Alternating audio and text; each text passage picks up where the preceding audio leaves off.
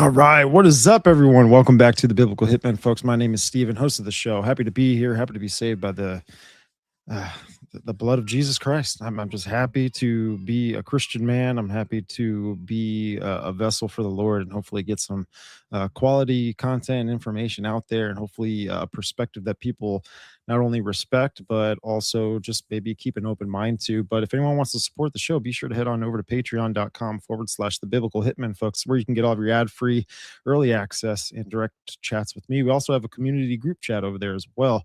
And come on over to the YouTube, hit the subscribe button, like the show, share it with your friends, and come support the platform over on audio apps, Apple Podcasts, Spreaker, Spotify, wherever you can get all of your podcast, music, all that kind of stuff. That's where the show is. Come hit a follow and drop a review, hopefully a nice one. Hope everyone's having a good day today. A lot of action, a lot of chaos magic is happening right in front of our eyes. Not only is it assisting and aiding to a manufactured prophecy that they're trying to fulfill, but also what I believe to be Discordianism. And what is Discordianism? What is chaos magic? What is all that kind of stuff? Well, when we have applications as such, as X, social media, all of the areas where we pretty much consume most of our information today, it gets put through a lot of different content creators, and people put their perspectives out there, and ultimately it just can get really chaotic. And also we can see chaos magic and all this kind of stuff happening with not only the press or also big platforms, news agencies, and all these things. But there's a narrative behind all of this kind of stuff. Shout out to everyone in the chat. We're going to really cover a lot tonight. We're going to cover really a lot of information. I've got a bunch of things I do want to talk about. Obviously, the newest thing hitting, hitting social media, right? Like I said, this is where we get our information from. The Trump shooting at the White House, or wherever exactly it was. I do have an article here, the official story, right? So we can so we can look at that. And read what that's all about. But what does this mean? What is this being used for? How is this being used on the stage, the theatrical stage, right, of what we see today? And how is it going to affect things? What's the ultimate outcome for all this kind of stuff? I think there are a lot of people have a lot of interesting takes on the matter. A lot of people are saying they're speaking their mind on social media, and a lot of people have some pretty interesting points, and I can hopefully cover some of that tonight briefly in the beginning.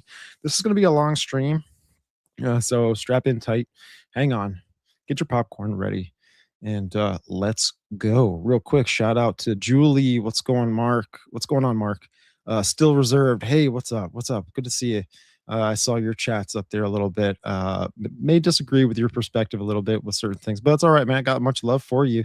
As a Christian man, I'm really, I spend a third of my life in a firehouse, right? Like I spend a third of my life in a firehouse. Bunch of different personalities in the firehouse. People you honestly have to work with at the end of the day that you may disagree with entirely, especially with their religious beliefs or even just how they see just the global stage and what's going on. But another thing too, it's kind of like a tough place to really be a Christian. It's not the easiest place, but I'm blessed to have a lieutenant at the station who is a Christian. I'm blessed to have other brothers and sisters there at the station that like to listen to the Christian perspective of things and the biblical lens. And what's interesting is sometimes uh you know when we're around other people that carry different kind of morals, different ethics, and how they like to live their life and how they justify it at the end of the day, some of these things can rub off on you here and there. And God's really kind of been putting some Bible on my heart. And listen, the righteous man falls off his horse 7 times, but we got to get back up on that horse, grab those reins, pick up our cross, live in the spirit each and every day. God's been really putting that on my heart with everything, right? Trying to live more of a righteous, holy life. If you love the Lord, you love His commandments, all of these things. We're not perfect people. We're going to fall, but it's about getting back up, taking those reins, picking up that cross, and moving forward, and ultimately trying to make Christ smile, right, with each and every day that you serve Him. And so it's something that I'm working on. It's something that definitely God's working on me, right? And He's probably working on y'all's hearts too, right? We're living in some of the most interesting times to be alive. The technology in our current day is not how it used how history uh, lived through things. Like other unless you're talking about the antediluvian period, where I do think that this was a high technological advanced civilization, where this was fallen angel tech also mixed with multiple groups that were involved in this time period. And we can see these things with megalithic structures and how they were built and how they amaze us still today. And um, it's just very fascinating. It's very fascinating where we're at right now. Seems like we're being pulled around. We're being messed with daily. So we'll get to the Trump stuff here. What's up, Jeezy? Good to see you. I saw you on in XG's channel, where Andrew invited me on to go ahead and talk with him earlier today, along with Ben Bumgarten, End of the World News podcast, and that was a fun conversation. The title today pretty much is Tower Babel 2.0, Trump shooting, David Wilcock.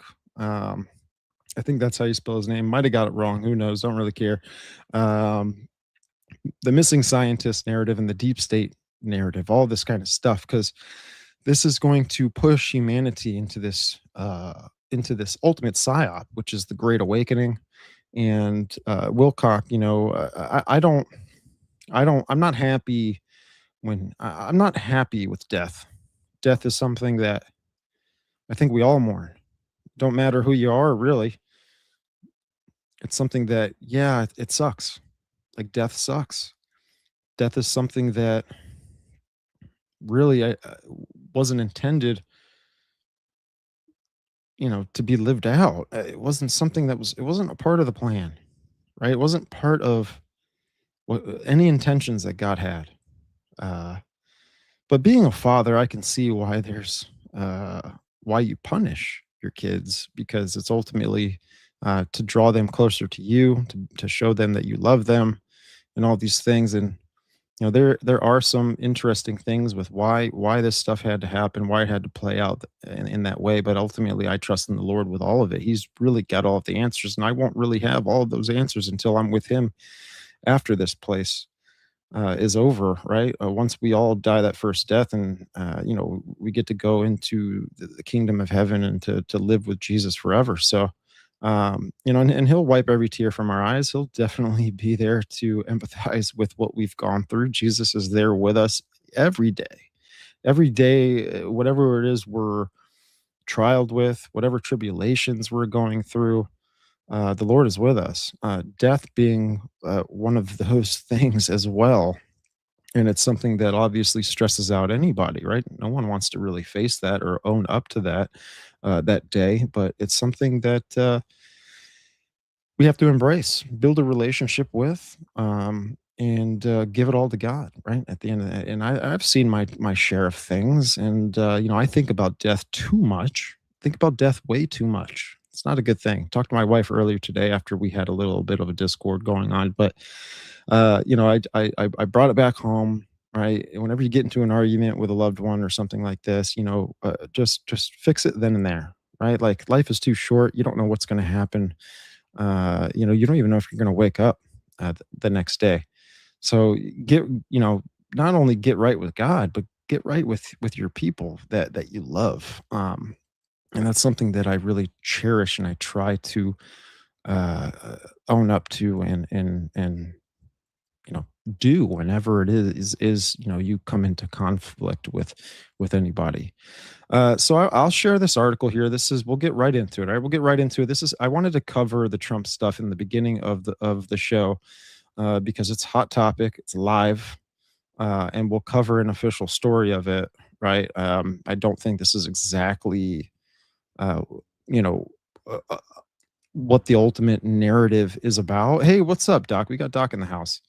Love that guy. He's gonna come down. He's gonna hang out in August. And if you guys don't know who Doc is, he's the podcast host for Prometheus Lens podcast. Very awesome show. Definitely a awesome brother, and we've made a bunch of content together. Um, so I'll throw this up on the screen. Right, this is official story here. You got a little video. Obviously, I'm not going to play it. Who knows if I can get hit with a copyright strike or something like that? But I will play some videos from X of the most current event that everyone's talking about. But we have an NBC News article here that says suspect in White House correspondence uh, dinner shooting wrote of targeting Trump administration. So who knows really if it was Trump that he was going after, this, that, and I'm going to throw this out there right off the bat. I don't and will not carry this show as a propaganda generator. I'm going to give my perspective on things. We'll talk about official stories and we'll talk about the official narrative of stuff quite often on this show, but really I'll give my thoughts and my conclusions of certain things as we get through this. So pretty much this article was by Garrett Hackey, Pilar Melendez, Rich Shapiro, and Rudy Chinchilla. What an interesting name. This was on April 22nd, 2026, posted at 2:35 a.m. EDT, updated on April 26th, 2026, 5:30 p.m. Right? It's funny that there's updates that go on with these articles because some of these, they don't get everything right. I wanted to point out immediately that NBC has some symbolism here in the top left corner. This is very equivalent to with the United Nations movement, the Rainbow Goddess, and all kinds of other things, where ultimately it's kind of a media platform, a medium for a collective consciousness entanglement to hopefully bring people all into believing an official narrative. And you know that um, this is how news agencies work, right? So let me kind of blow this up and we'll zoom into it and we'll get through it. We'll get through it as quick as we can. This is official story, and then we'll go on X, and then we'll also show some different perspectives that people have of why this is happening.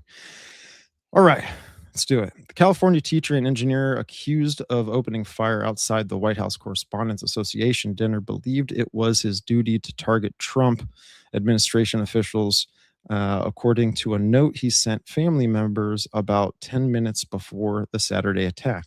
One thing with these shooters or whoever they are, these Manchurian candidates, these MK Ultra tweaked out representatives, or whoever they are, whoever they work for, whatever it is, they always leave some sort of manifesto before they do these things, because that is what sets and establishes the narrative from for anything further down the line from that. Um, the shooter, right, is his name is Cole Thomas Allen. He's 31 years old, who lives in Los Angeles, a suburb of Torrance. And is the armed suspect federal authorities subdued near the packed ballroom at the Washington Hilton, where President Donald Trump and other White House officials gathered with journalists, a federal official familiar with the case told by NBC News. Um, here's some of the images of the suspect. Obviously, they took his shirt. They'll completely expose somebody to make sure that they don't have any further weapons on them. I've seen this on the field, just with working with PD for 12 years. And the how the team, I'll just call the team, as I'll label the team as Secret Service or authorities, law enforcement that was a part of this entire security operation for this for this event.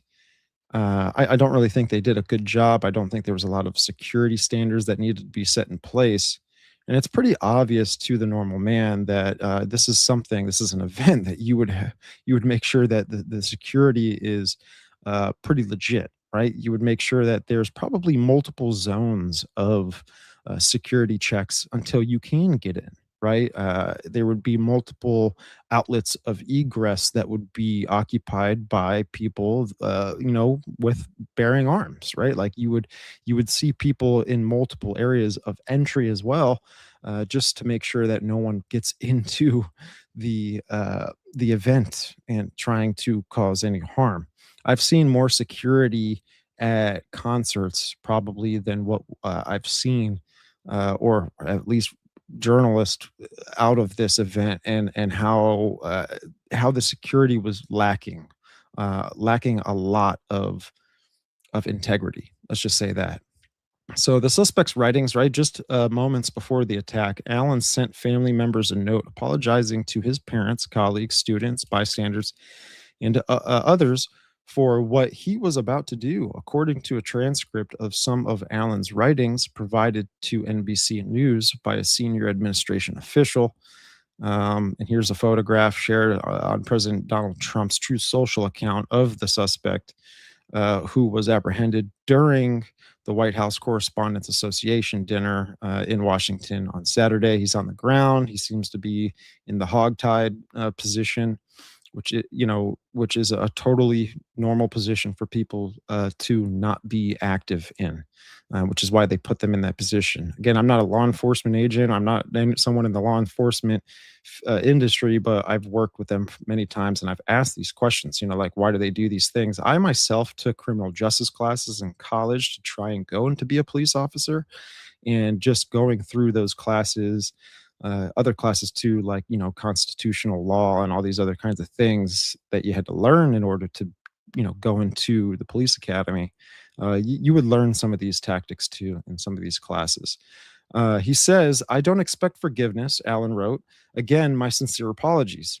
In the note, Allen criticized Trump without mentioning him by name. He wrote about lax security at the hotel, saying he had expected more. So this coming from the criminal himself, saying that, yeah, the security was not that good, which is just mind-boggling to me. But if you want to leave the front door unlocked, if you want to leave the door open even, that means you're antagonizing something to happen, which ultimately you're the one that's manipulating the whole entire situation to be fulfilled, in my opinion. It's kind of like, hey, you see a criminal that's outside your house. If you leave the door unlocked and you also open it up and you kind of wave your hand in, not verbally saying anything, the assailant's going to come and walk right in. And ultimately, you want him to come into your house because then you can, use that in any way that you want. He also described his expected rules of engagement writing. Administration officials, not including Mr. Patel, they are targets, prioritized from highest ranking to lowest. He appeared to be referring to FBI Director Kash Patel. Supposedly, these guys had some sort of relationship, and also the criminal here. What's his name again? I totally forgot. Where is it? Cole Thomas, right? Like, he had some affiliation with Israel, and also, going there, and who knows? There's been even photos of him wearing an IDF, Israeli Defense Forces shirt, all this kind of stuff. Just more propaganda, right, to get us to look towards Israel and just to get the nations to go against Israel. But the senior administration official said that Allen's brother contacted the New London Police Department in Connecticut when he received the note. The department confirmed being contacted at around 10:49 p.m. Saturday, just over 2 hours after the shooting, by an individual who expressed concern about the incident that occurred at the White House Correspondents Association dinner earlier. Earlier in the evening. Police contacted federal law enforcement, and the caller was interviewed by authorities. Um, there's some videos here too. So that's kind of like a little bit of the official story. Again, this article goes on forever. I'm not going to go through the whole thing. But if anyone wants to take a look at the article, it's on NBCnews.com, and you'll find the official story there. So again, I just want to go to the chat and maybe see what some of y'all's thoughts are. What's up, Ben? We got Ben in the house. Good to see you, bro. Much love, dude. You know, what do you guys think this is doing? What are your conclusions with the high impact events? Once again, we're getting hit with these high impact events left and right. This is the third, I believe, attempt on Donald Trump's life, which it seems to be that's already building some sort of propaganda around someone, trying to, remove him from the position that he is in. And it seems like that alone is putting a lot of information in the subconscious of our minds. And so when these when these things do happen, if this does happen in the future of something happening to Trump, really there's already just so much foundation and groundwork done in order to lead people into wherever this narrative goes afterwards, or after the matter, right? So, something to think about. Ben says, "Do you think the ballroom is a misdirection? Seems like a lot to pull off just to build that thing." Yeah, I don't know what really would be the thing that would be holding them back from building this ballroom. I think it's something that they can probably do anyways. I don't know if there's any laws or permits that's not allowing this to happen, but I do think that the ballroom thing is something that's being pushed, right, as the forerunner of the propaganda, so that they can get some sort of better securitized location for future events, so that this matter wouldn't happen again. The ballroom is an interesting name in itself, ballroom, right? Obviously there's other things that they want to build there too. There's underground bunkers that they want to build there. There's all kinds of interesting things that they want to build there. And really, they're going to manufacture any kind of psyop. They're going to manufacture any kind of narrative to try and get that done for them. And there's there's some videos here I do want to play, that I find very interesting. Um, First video here we'll pull up is basically you kind of get a quick security cam video uh, of Cole running through the security break, I guess you could call it, right? And I just don't like how really a lot of these people reacted. And again, I'm not going to sit here and Monday morning quarterback a bunch of things, but I definitely, I just, I'm a real life kind of guy, right? I've been in some of these high impact events that were actually real. I've gone to shootings, I've gone to stabbings, I've gone to all these kinds of things. I've seen just how law enforcement on the road acts and works, and they engage, man, like they don't mess around. uh like it's You do not want to mess with these with the authorities if you're someone with a gun. You do not want to do that, dude. I mean, I've worked with people too that are a part of the fire department, that are a part of SWAT teams. The Central Florida SWAT team, for example, which is one of the biggest SWAT team um groups in Florida. I mean, these guys go to events and they go to they do a lot of things to promote how good they are and how they operate. I even myself wanted to get involved in the SWAT team not too long ago. I worked out for it. I got really, I was really about to do it. Got all the gear, got everything, right? Like I love this kind of stuff, but God just kind of said, "Hey, just do the podcast, right? I want you to focus on the podcast." I was like, "All right, man, I'm here, and I guess what, I get to hang out with you folks, right?" And I got a wonderful audience both on the video YouTube side and the audio platforms, and I got much love for y'all, and I'm really happy to be here. Um, yeah, yeah. So let's see. I'm just going to the chat real quick. I wanted to see if there was anyone that threw in anything kind of interesting. Obviously, I'm not here to, I'm not asking for any super chats, but I do see those things pop up like immediately, like it's I mean, it lights up in colors over here and stuff, and it definitely gets my attention. If anyone really wants me to read something, um, yeah.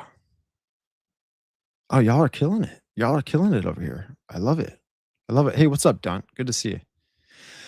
So, all right, let me share this up on a screen here. Um, All right, so this is from Colin Rugg on X, and it says breaking: President Trump has shared footage of the White House Correspondents' dinner shooting and a photo of the suspect. Right, this is the obvious photo that the same photo that we saw on NBC News, but also you can see on the top section here of how Cole, the shooter, got through about, I would say, 13, maybe 10 people, 10 to 13 people just sitting there. Now the guy's pretty fast, goes right through, I think maybe a metal detector and just books it. Now this guy here took a stance without, engaging anything. And I'm not sure if this is when shots were fired or whatever. Definitely something that would keep this is something that would surprise me even. But if someone ran in through like that, running towards the president of the United States, running towards the Trump administration, people that are part of our government, and not only that, but there are hundreds, if not, I don't know if there's thousands of people there, but just civilians that were a part of this event. I'm booking it. I'm booking it. I'm booking it after the guy immediately. Right there, boom, he breaks through. Okay, yeah, I draw my weapon, but I'm moving forward. Like I'm moving forward. And I think they were just kind of caught off guard, like, what the heck just happened? Maybe some guys pulled their taser, right? Which is really a non-lethal. But maybe they just they didn't understand what was going on. And I get that, right? Just something to think about. But obviously, if I was maybe here, I'm engaging, and if there were shots fired in this moment, I'm going full lethal. Going full lethal. I got a family to go to after this event. Some of these guys probably are working a detail on this event, right? Like maybe there's some guys from law enforcement that are a part of this security gig that they're getting paid 50, 60, $70 an hour, right? The event is only 3, 4 hours, if that maybe. So they're working details to try and pay for food on the table. And, this is something that could catch them off guard. Thought it was interesting to share with you folks. And I do want to bring up some other stuff. There's some interviews here too, where Trump is being questioned, and I think it's interesting to give a listen in here. This is more of a clear. We'll run more of a clear video that I found, um, and we'll throw it up on the stage. All right. All right, here we go. And this is from Ross McLean on X, and let's see if we can blow it up here. And we'll play it out. Maybe it has sound. Let's give it a try. Oh yeah, and there's CapCut AI in the corner, so who knows exactly if this is altered or what. Just wanted to throw that in there. Who knows, right? Um, but I don't really know exactly what I'm looking at here. I don't know if these guys are putting something together, if they're working on something. These guys are over here are chilling next to the wall, kitted out. These guys are kitted out. This guy here, probably a Men in Black kind of, type affiliate. It's a part of all this. So let's run it. Okay, so Cole, the shooter, is looks like he's running with a sign, and he's running. What is that actually? Anybody know what that is? Someone put that in the chat. I don't know what this is that he's holding. I don't know if it's a shirt that looks weird or if it's a poster or something he wrote on. Is this his manifesto? He's just running with it. Who knows exactly? We'll run it.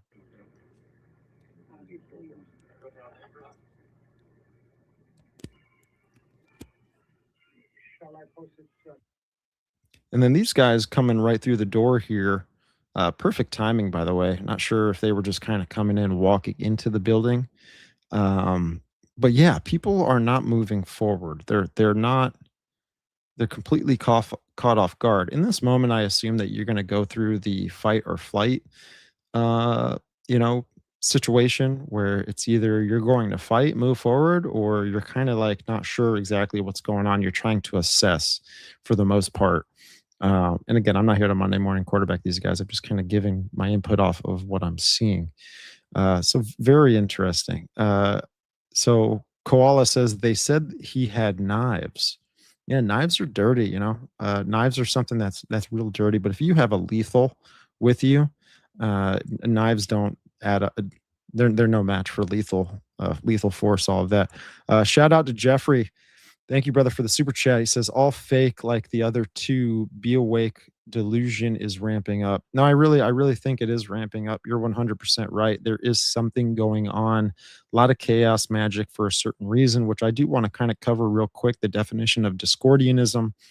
And I want to cover a little bit of, in the Greek mythology, what god that they worshipped, you know, is represented by by this chaos, by this discordianism, by what it is that we're seeing playing out right now, right in front of us. Okay, and it relates to the goddess. It relates to the goddess. Can you believe that? It's wild. There's so much goddess worship in our world. It's not even funny. Uh, Jeezy says, same position both times. He is in the screen even after they pulled out the guns. That's a major mess up. Yeah, it's all weird, man. It's just all weird. We again, like even just 9/11, for example, right? 9/11, we still have so many questions about, right? How do people of low education can barely fly a plane from Embry-Riddle, by the way, which is, kind of close to where I went to college. I didn't finish college, but where I went to college. And, how did these people basically hijack the most secured airspace in the world at that time? It's I mean, it's not that security wasn't good and that's how they got in. They got in because I think the front door was open. And I think that that's what's going on here in a lot of these high impact situations is, they can get into the psychological framework of a human mind, even just through social media. I think that it's even possible that we even have the technology to manipulate how people think and to ultimately give them, some sort of agenda to go and fulfill, but they've been manipulated because of social media, right? I mean, the NSA is highly involved in spying on you, but is the NSA also involved in maybe manipulating your algorithms to try and make you draw conclusions in your mind to go out and fulfill certain things and to go do certain things? Is Project Bluebird, Mock, MK Ultra, all these things? Is it really just are we still in like the first grade stage of that project, or has it changed and evolutionized over time to where now they don't need to give you psychedelics, they don't need to stimulate you through technology and to create, manipulate your brain in certain ways with technology? No, like they can do this through your phone now. I really think they can do this through your phone, bro. I really think they can do this through your phone. And what the phone today does is it manipulates you. It can manipulate your perspective on things. It can manipulate your political identity. It could manipulate everything, right? Everyone is a content creator now, right? Everyone is creating content. Everyone's getting their opinion out there. Everyone's getting their voice out into the world. And it ultimately brings a euphoric feeling back to the one that's creating all of this. And therefore, now you've created a machine. You've created a propaganda machine. And we'll show someone who I think may fall under being someone that's also pushing propaganda, but she thinks it to be that she's advocating just for her own thoughts, but they're not your thoughts. Like, people need to go and revisit the movie Inception and see exactly what that movie's really about, because that's what I think is happening. I really think that just the whole concept and the whole idea behind the movie Inception with Leonardo DiCaprio, um, they can do the same things that are done in that movie with Inception and plant ideas in people's heads just through our phones. And I don't think that that's a stretch. I really don't think that that's a stretch at all. Ben says, I usually say everything is fake and lame. You say fake and gay. Don't you back, don't you walk that one back. Oh, no, you said it. Okay. So he says, I usually say everything is fake and lame, but seeing how this event was sponsored by Grinder, fake and gay. Is that Grinder you said? Oh my gosh. Fake and gay seems more appropriate. You're right, man. And that's an awesome line that you open up your show with, uh, because it's so true, and it's really all to push towards this manufactured prophecy, like Ben does talk about, and also this manufactured great awakening, which is another thing too that needs to be talked about in this episode, because people are falling into it. I don't want people to fall into it. I don't want people to. I don't want people to walk on slippery ice. And the thing about the great awakening is that there are some truths to it, but it's ultimately to get you to worship Satan at the end of the day, through all of this chaos magic, right? When we think of the Antichrist, we think of someone that's going to lead us into a world of dominion, a deep state, right? An elitist, controlled world. But it's not. It's not. In my opinion, that's the concept of the new world order, right?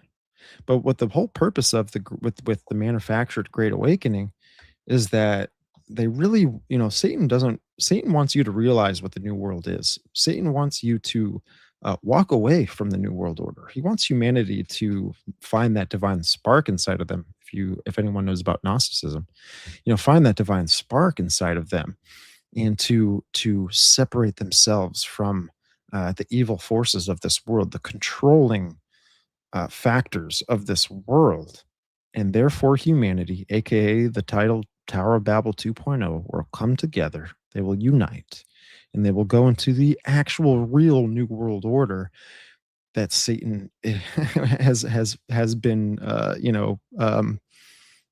baiting them with this entire time. And it's the world separating from the new world order and going into the new age world order. And Alice Bailey talks about this stuff. Like, Alice, this was a part of their agenda. This is all a part of, Blavatsky, Steiner, Bailey, Casey, all of these people. This is what they really wanted for humanity, right? They wanted to separate from the dark forces of the mystery schools to ultimately get the world to adhere together and unite as one. Uh, that would be ultimately a part of the white magic, the good forces of the mystery schools. And at the end of the day, it's Lucifer's job to bait you into that. And too many people are getting baited into it. It's very sad, but hopefully, there's some awareness, right, that we can bring to this. People will disagree with it, and that's fine. I just say have patience with this, right? Before jumping to conclusions, have a little bit of an open mind to what it is I'm saying, because I've critically thought for hours and months to really try and figure out Satan's playbook. It's kind of hard to really discern at first. Got to do a lot of work, really, you got to do a lot of work to really pull back all these layers of deception, which he likes to use because he likes to bury certain things. He really wants to bury his agenda and the ultimate outcome and the destination he wants humanity to go. He doesn't want you to find it. He wants you to think that you have found it all, all the answers already, which is just surface level stuff. you got to peel that onion layer back to get to the point of origin in which it first started to grow, right? And it's happening. It's happening, man. Um, we'll throw this up here. This is Donald Trump. This is where basically President Trump says tonight's shooting at the White House Correspondents' uh, event is a clear example of why we need a new ballroom for the White House. Comes from his voice, comes from his person himself. This is probably why they probably wanted to do this. But then again, that could be a surface level thing, right? To where we think we know the reason why this is all happening. But there's probably other things that are happening behind the stage to lead as a distraction, right? To keep certain parts of the agenda buried from humanity. Um, so we'll throw this up here. It's a 45-second clip. Much love, everybody. That took place, and we looked at all of the conditions that took place tonight, and I will say, it's not a particularly secure building, and I didn't want to say this, but this is why we have to have all of the attributes of what we're planning at the White House. It's actually a larger room, and it's much more secure. It's drone proof, it's bulletproof glass. We need the ballroom. That's why Secret Service, that's why the military are demanding it. They've wanted the ballroom for 150 years for lots of different reasons, but today's a little bit different because today we need levels of security that probably nobody's ever seen before. And So it's very interesting. I mean, he even confesses it himself. This was not the most securitized event. It could have been better, but they could have made that better. They have the teams, they have the resources, they have the assets, they have the funds to do this. You really think that that's the reason why they need a ballroom is because the ballroom itself will have all of these different components that'll keep all these people safe no matter what? I mean, it ain't going to keep you safe from the wrath of God, number one. But at the same time, that is just BS. My BS meter is going off like crazy. And, what I think this will also kind of add more oxygen and fuel to the fire with is Palantir. Definitely, this is going to be something to where now I even think that because a lot of this stuff starts off in a section of government, right? It's kind of like the microwave, right? Humanity didn't have the microwave uh,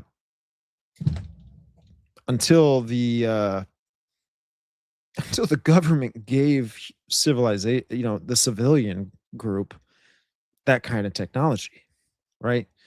And so I think they have the technology to be able to set up the most sophisticated security systems in the entire world. And now it'll be a part of government. Not that it isn't already, right? But publicly, it will be a part of government now. And once it becomes a part of the government, you know, group, it will then be pushed into the civilian group. That's just how this works. And if we think of Palantir, Peter Thiel, Alex Cart, these are guys that are Lord of the Rings nerds that ultimately want to spy and initiate this technocratic state, securitized state for humanity, which will do nothing but instigate humanity to want to free themselves from this prison planet, which would ultimately will push people to the Tower of Babel 2.0 scenario that I'm talking about. That's the end goal for all this. But we're getting there. We're getting there. With each event that happens, we're getting there. We're moving closer to the destination that Satan wants humanity to get to. Now, for example, this guy walked into this building and got right in through security, if there was any security. And as he got in there, I'm sure now they'll come and they'll implement things where in order to enter any kind of government building, you're going to have facial recognition software. You're going to have iris recognition software. You're going to have biometric scans that are going to be set up in place. I mean, technology is now going to read you. This is going to set up some sort of eagle eye system, in my opinion.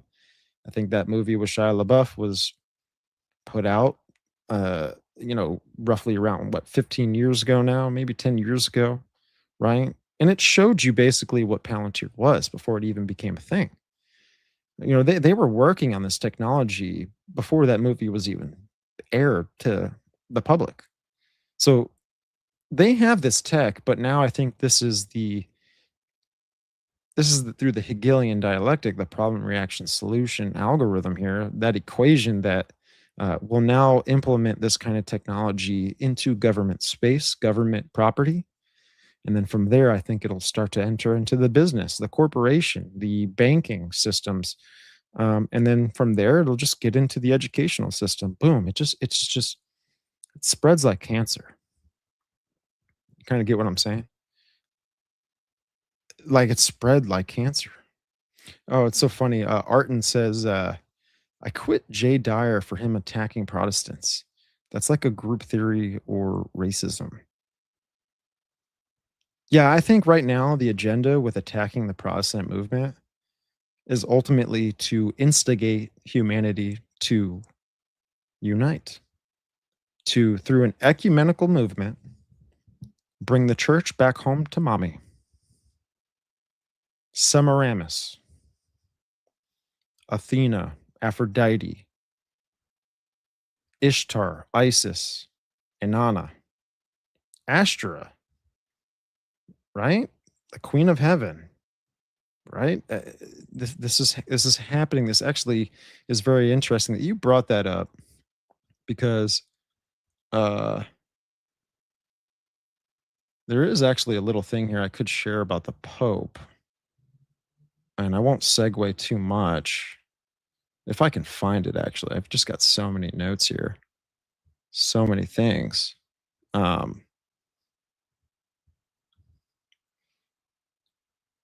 Yeah, so I'll throw this up here. Just a quick segue with the chat.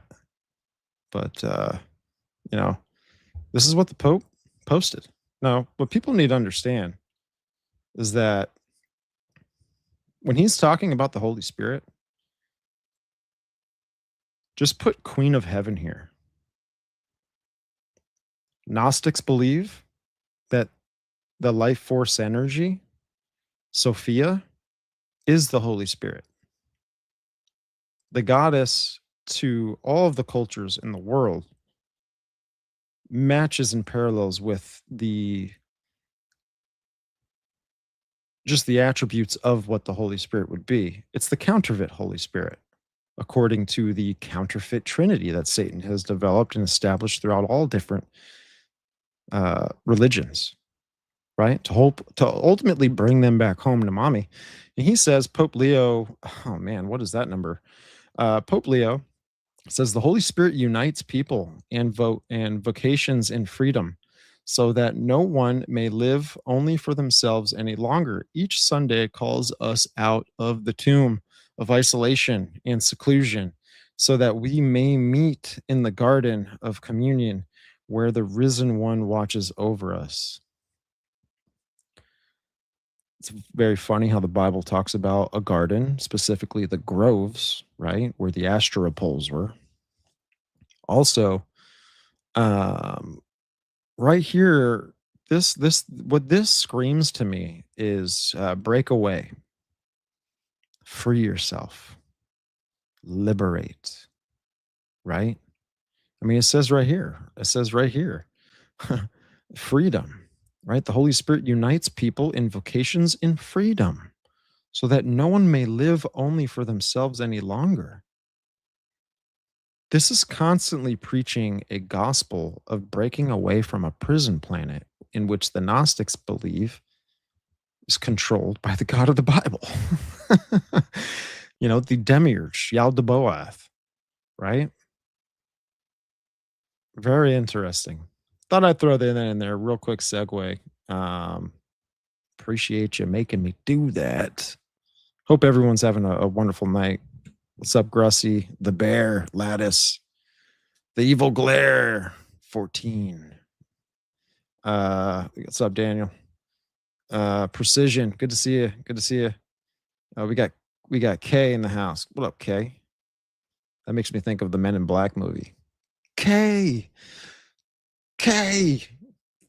right? Like he's getting thrown around by that girl that just delivered an alien baby in the back of the back seat off the side of the highway.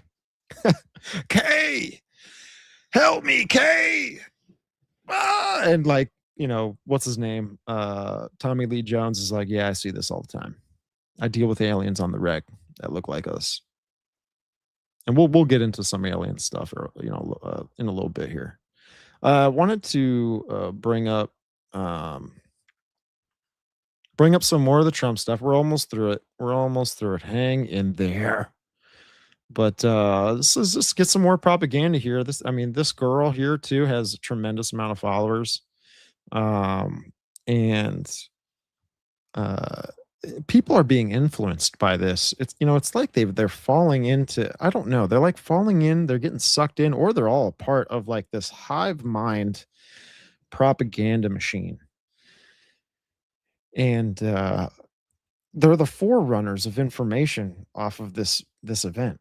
By the way, like they're the forerunners of information for this event. And we'll throw it up here, and we'll play it out. How did somebody get a gun? Real quick. Let's read this, right? So this is basically, there was no security at the WHCD, no metal detectors, pat downs, nothing. What? Like, that's just that again. They left the front door open for a reason. They programmed that young man, that 31-year-old Cole, to come in and do what he did, in my opinion. This is all psyop. How did somebody get a gun into the White House Correspondents' Dinner? Honestly, as somebody who went, there was no security. You just showed your ticket and you were able to completely get in. There was just no pat downs, no metal detectors, nothing going on. So really horrible setup. And I just don't even understand how that was a thing when the United States president was going to speak, who has already had assassination attempts on his life. So really crazy. I wanted to point out too, does anyone else see the Jewish star on her necklace, which ultimately is the star of alchemy, and the duality of male and feminine energies, which ultimately it's a theosophical symbol, according to the works of HPB, right, Madame Blavatsky, where ultimately the sixth root race into the seventh root race will be a merger of man and female energies once again. And I think that's why you can see in culture and society right now, with how it's going, with the political movements behind gender and all this kind of stuff. It's really, they're really hitting that hard. And just let ibogaine get into the world just a little bit. Let that circulate amongst some minds. And I don't think we're too far out from seeing some even more weird stuff happening. Thanks, Craig, for the super chat. He says, it's really tough to say what is going on. It does look staged. Maybe one of the plans is for nationwide gun confiscation. I don't put anything past President Trump. That's a really good point. And that's a point that I thought of before even doing the show. And I'm glad you brought that up, because that does bring in a very important perspective of this, where this could down the road feed an agenda or a campaign to take guns away from Americans and to de-arm the United States of America. And if you think about it, that's all a part of Satan's utopia. The Antichrist isn't going to come and destroy the world and do all these things. Like, that stuff's going to happen. But when you look at all the different cultures and what the messiahs that they believe in, what they're known for, they're known to leading humanity out of that chaos and into a utopia. Some even claim 1,000-year reign. So is it Satan's agenda to counterfeit the millennial reign of Jesus Christ just before the real millennial reign? Something to think about, right? It's something definitely to think about. And what you just made me think of was the Denver airport mural, where pretty much you have all the nations of the world turning in their weapons, right? I'll pull this up for people. Let's do that. And I think this is coming. This is a part of the Lotus flower agenda. I don't know if anyone knows about the Lotus flower agenda. I kind of gave it that name. But the Lotus flower, see, I'll get to the Lotus flower in a second. But you see here in the Denver airport mural, you can see all the nations, right? Wrapping up. There's multiple flags that are wrapping up these swords, ultimately giving up their arms, their ways of protection. Because if you don't need guns anymore, you don't need protection. That's because there's peace and safety that's fully been established. Biblically, we can see what peace and safety represents in the Bible. Like, we can see that then sudden destruction, right, cometh upon them. And when we're looking at this photo here, you can see that there's just kind of like this ambiance color of a rainbow. And also the shape of the rainbow as it swirls around all of the people of the world. It's actually in the exact shape if you were to look laterally at a brain sitting on a table. Like if someone was to look at my brain, from this view here, looking at my brain this way, that's the shape of a brain, by the way. And so ultimately, I'll just type it in, right? Lotus flower, occult meaning. If you see anybody too that has the lotus flower, a part of their stuff, really, that kind of tells you a little bit of what they're trying to do. Let's take this down here real quick. Okay. Thank you for the super chat, Greg. Appreciate you, brother. Love you, man. So the lotus flower holds deep occult, esoteric, and spiritual meaning, representing the soul's journey from darkness to enlightenment, chaos to utopia. You follow me? Are we all following? It symbolizes resurrection, rebirth, and divine purity by blooming flawlessly above muddy waters, signifying detachment from material desire and the overcoming of suffering, enlightenment and transformation. The lotus journey from murky, deep mud to a pristine bloom represents the unfolding of spiritual wisdom and higher consciousness, which is exactly that. That's exactly why, when we get into David Wilcock, it's exactly what Gaia TV is pushing. Okay, that's exactly what that Great Awakening map, if you just go into Google, you type in Great Awakening map, that's exactly the whole purpose of that map. And that's what I'm trying to warn people about. And I'm screaming from the top of my lungs, trying to get people to not fall into this false light, which is coming. So, Lucifer is the light bearer. Okay, Lucifer masquerades himself as an angel of light. Okay, he's not this being that is pure darkness. He is of duality. He is of good and evil. And he wants to be like the Most High, meaning he wants to be like God. Well, what's our God? Our God is a holy God, a righteous God, a just God, a jealous God. And Lucifer is coming to rescue humanity out of this chaos, to present himself just as such. And that's how the falling away happens. That's how the falling away happens, because people think this is actually God when this gets here.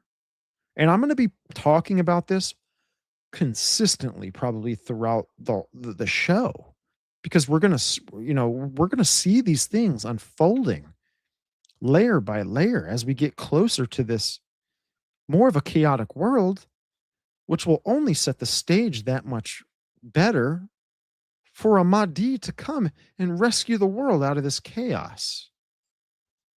And he's going to say basically that, you can be like God. You surely you shall not die if you follow his lead, if you follow his teachings, if you follow his example of dying and reincarnating. Right? Like the Antichrist takes a fatal head wound, dog. He takes a fatal head wound and he lives. There's a death and counterfeit resurrection there. And then the whole world goes, oh my goodness, who could make war with this beast? We must build an image unto this beast. And then the false prophet breathes life into this image. And then the image of the beast then is able to speak and do miracles and wonders and all kinds of signs. And then all of a sudden, now the image of the beast causeth all to go and to take this mark.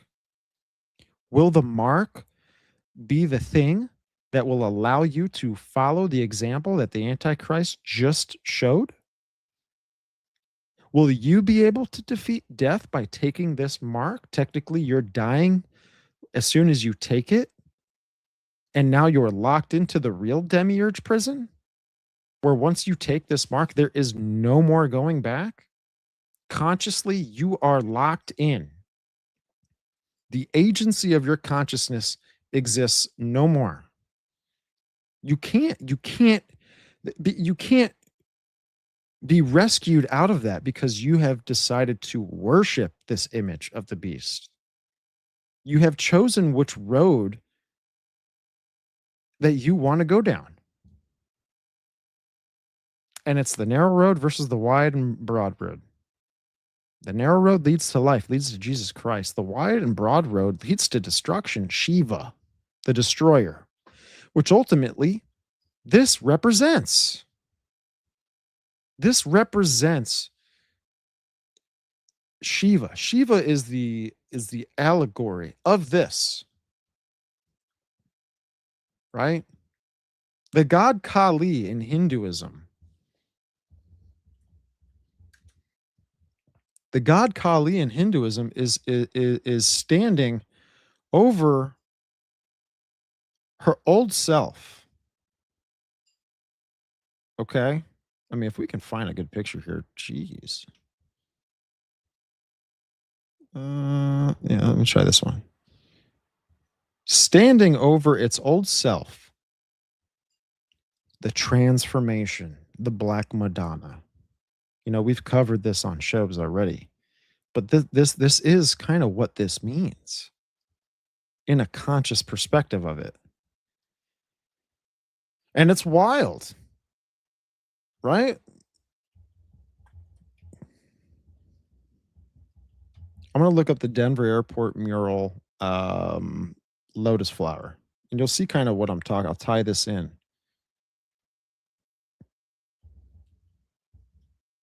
I'll tie this in with that. Maybe, hopefully, there it is. Let's go. This is what the whole world will fornicate with. Is this right here. There's the lotus flower for you. And it's even decked out in Alice Bailey's 7 rays. The 7 rays are the 7 colors of the rainbow, pretty much. This is going to mean a promise in some way, right? This is even symbolic for the journey of Gnosticism. Hermeticism compares the journey as a seed, where the seed goes in the ground, grows out of the ground, which would be the underworld, right? Hell. These people look at hell in a good way. It's terrible. It's totally inverted. It's just as if Lucifer was speaking right through some of these people. Because Lucifer would be saying the same thing about hell. No, surely it's not a bad. No, it's not bad. No, it's a part of the journey. Okay, listen, God's got it wrong. It's the same thing that the serpent went and did in the garden to Eve. He's like, no. God, You sure you said that? No. Look. You could be as gods. Surely you shall not die. Just eat that fruit, man. And people did. And she did. Thank you. And then Adam did. Thanks, bro.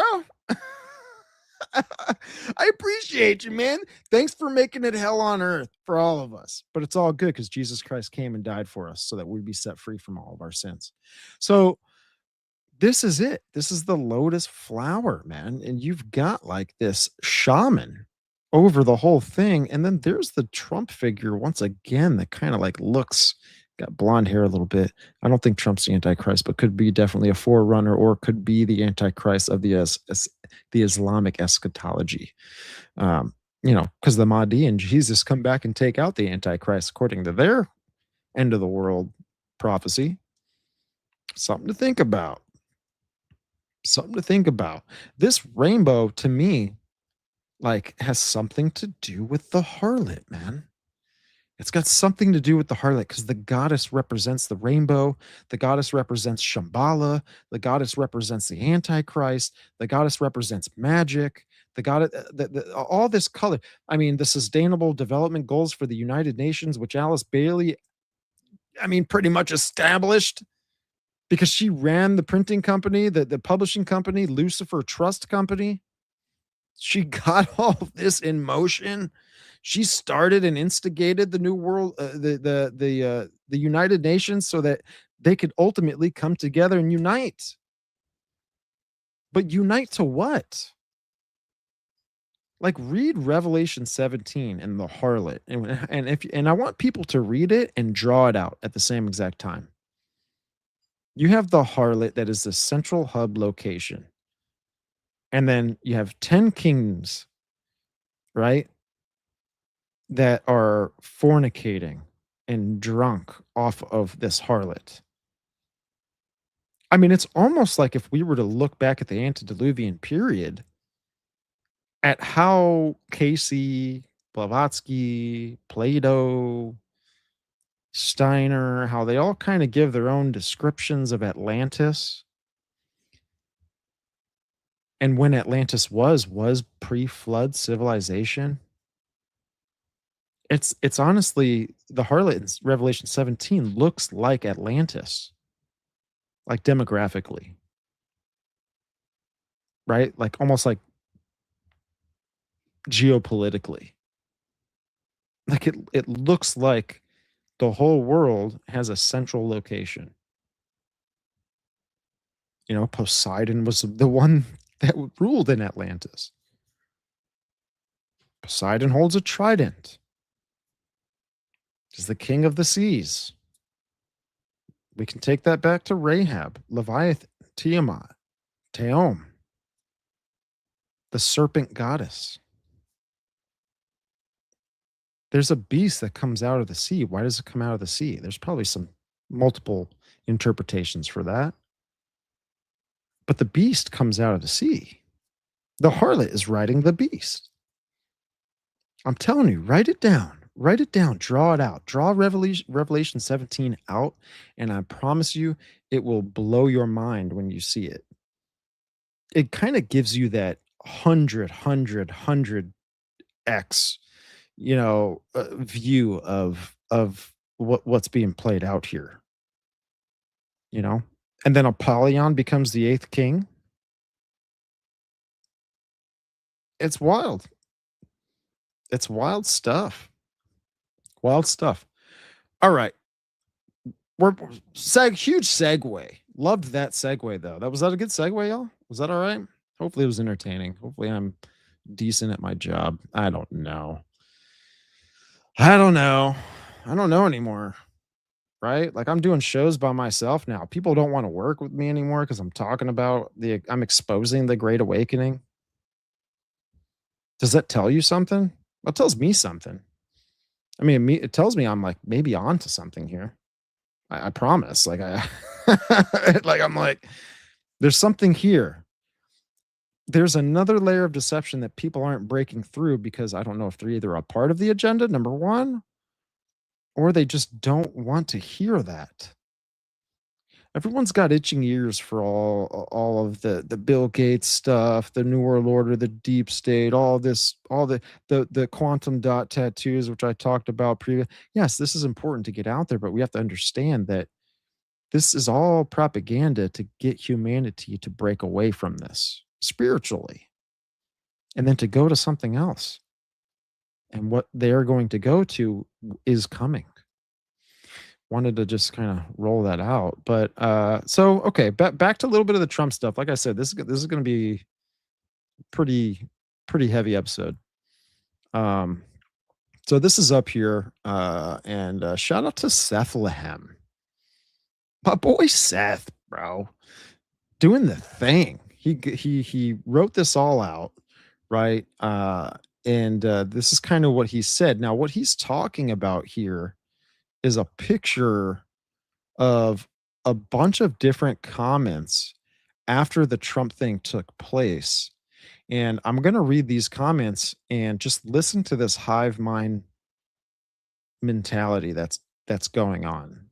And this is coming from each individual, but they're all saying the same thing. This is almost like that one clip that someone posted a long time ago. I even think it was played on Joe Rogan's podcast, but it was probably like 300 news outlets that were all saying the same thing. This is exactly what that is. But I think we're at the point, where technology is so sophisticated now, and how propaganda is so sophisticated now, that people are thinking these are their own thoughts, but they're not. It's all manufactured. So here, I'm just going to go through all. I'm going to go through these, and you tell me if it's crazy and if they're all saying the same thing. This is why President Trump needs to build a White House ballroom. This is why we need Trump's ballroom. Thank you, God. President Trump is building a ballroom at the White House. Jack Passoa, I think that guy's a Freemason. Anyways, now you know why the left is suing to block Trump's privately funded White House ballroom. We need the White House ballroom. I don't want to hear one more effing criticism of Trump's new ballroom at the White House. Now you know why they don't want Trump to build a ballroom in the White House. I don't want to hear another word from Democrats about the White House ballroom or DHS funding now. The White House ballroom is looking better and better. Would be nice if the White House had its own ballroom, huh? Build the White House ballroom now. Do you guys see how the PSYOP is working? Like, do y'all see exactly how this is literally playing out? These poor people are so ignorant. They are so ignorant. Jesus said it the best of kind of like, what do we like as humanity? What is humanity like? I mean, humanity is like, we're like sheep. We're like sheep. Like, we are like sheep. People are like sheep, right? Now we're called to be, yes, it's kind of, we're called to follow Jesus Christ. Jesus Christ is our shepherd. And through the gift of the Holy Spirit and knowing the Word of God, which is the ultimate knowledge and wisdom of all, and knowing these things, and also like how Paul says, don't be children of, be children of the day, not of the night, right? Be sober, watch these things play out, which I think we all do a pretty great job of doing. Watch these things play out because you're going to be able to discern and see all of the fakery, all of the propaganda. You're going to see it. You're going to be able to just see right through this stuff. But these people aren't. These people are all brainwashed, dude. Did you guys just hear that? That is wild. Now, either every one of these people are getting paid $10,000 a piece to go ahead and post this, or the hive mind is already here. Like, the hive mind is already here then. And if it's already here, the technology that we have and the sophistication of it, oh my goodness. Like, the harlot, I believe, is coming, y'all. Like, the harlot is coming. The harlot is the ultimate source. Once humanity plugs into this source by freeing themselves from this new world order, and going to this new age world order, they're going to want to connect to what's called divine source. Once you plug into this divine source, then you're connected into mommy, queen bee. You're connected into the harlot, in my opinion. And that honestly, the harlot is a great city. Yes, the harlot is a great city, 100%. What is in the great city, though? If through the iconographies of the goddess, she's always known to be within the dwelling walls, the fortifications, the reinforcements of the city, she's inside of it. Could she be inside of some hive mind ultimate source of artificial intelligence that personifies as a woman and claims herself to be this source of light? Right? Like Venus is connected to Lucifer, y'all, in Isaiah. O Lucifer, how art thou fallen, son of the morning? Lucifer, light bearer, Hallel ben Shakar. It's the same kind of thing even the Hebrew term of that means light bearer. Lucifer is coming from the Italian part of that, right? Like that's why they put that name in there. Whatever. I don't care. I'm not going to sit here and argue about the name. Don't care about that. It's a stupid argument. The light bearer and Venus, there's a femininity to that. And I think it has something to do with the harlot in Revelation 17. Because ultimately, I think what's being played out is a big Atlantean narrative. And I could just encourage people to dig into Casey's work about Atlantis and go look at the Sons of the Law of One, go look at the Sons of Belial. The Sons of Belial is what's being exposed right now because ultimately Lucifer wants humanity to turn from that to go and be a part of the Sons of the Law of One, which Wilcock was a part of. And his philosophies pointed towards the worship of the Sons of the Law of One, 100%. I'm going to pull up the Great Awakening map. I just got through a security check just on a website. This website has more security than than the White House event. Isn't that awesome? What David Wilcock, and again, like I said early in the show, like I mourn everyone's death in his death. Now, did he preach something that was completely against what I advocate for? 100%. But do I feel bad that he passed away? Absolutely. Death sucks. And I maybe he was going through some stuff. Maybe he had some troubles. Maybe there was some illness. I don't know, but according to the mainstream narrative of it, he took his own life. And if that's the case, then that's sad because that's a place that I've seen friends be. I've had people call me that have had struggles with suicide. I've had people that I've checked in on because I've worried about them falling into that thought process. The brain can only take so much, and there's a lot of trauma that people go through. Everyone has their own traumas, and really, got to be there for people. People sometimes just need people to talk to. But what's going on with his death right now is pretty much like he's some martyr in some way, right? I find it interesting that if someone was to die for the Lord Jesus Christ in a public view or in the public eye, yes, there would be people that would be saved that saw that, but the world's not going to advertise that.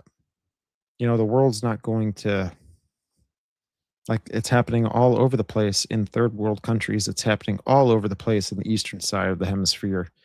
Christians are dying for their faith all of the time.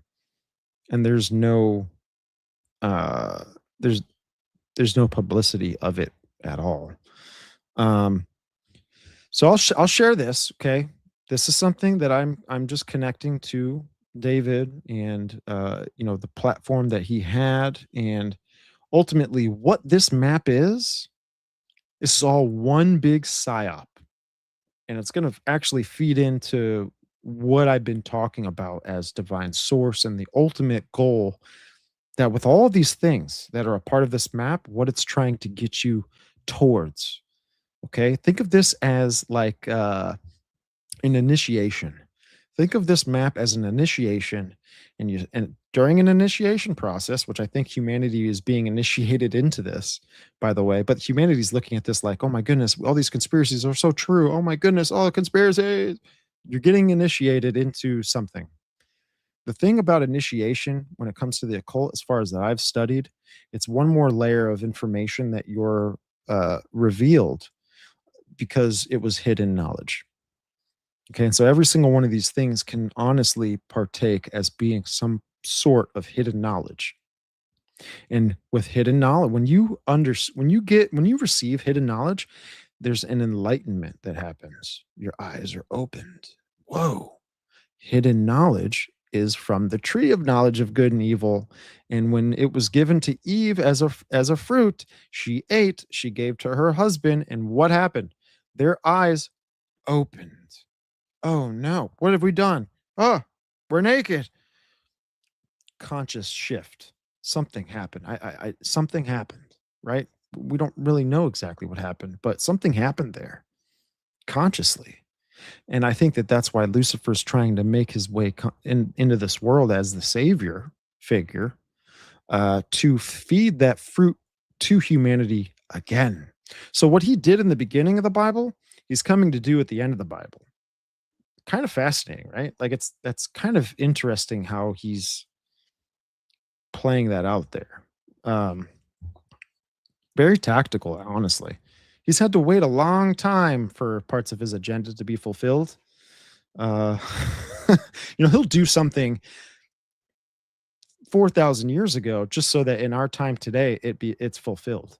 And the reason why he did it 4,000 years ago was because it needed to be brought to light in a future generation. It's kind of wild now. He's the most cunning of them all, right? There's a level of respect that I have for the cunningness, because when you think you know, you may not fully know. Peel back another layer, another layer, another layer. So let's bring this up. Here we go. Great Awakening map. I mean, if you wanted to start a podcast, you could take this map and you could easily knock out about 500 episodes, which is probably like 3 years of podcasting for just the normal person. Okay. Oh yeah. So Daniel says, Wilcock passed away on 4/20, the smoke dope date in Colorado. Oh man. Oh man. So anyways, there's a lot of things here. All right. And as we zoom in on this, this is as far as I can go.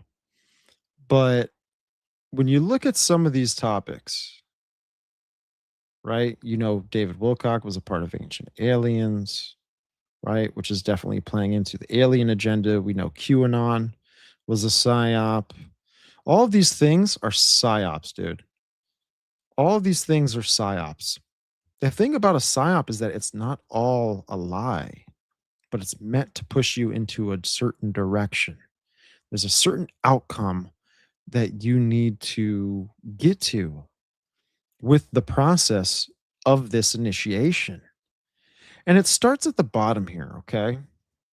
It starts at the bottom. Think of like the steps in Freemasonry, right? You start at ground level and you make your way up the degrees until you get to the top, where you fully realize what it is that are all the secrets of the universe. When in Freemasonry, you realize when you get to 33 that Lucifer is the grand architect. When you get to OT8 in Scientology, you're revealed about Xenu and how humanity came to existence, right? On and on with all the mystery schools, on and on. This is so to the world, to us, This is an initiation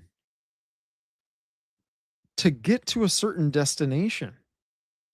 Okay.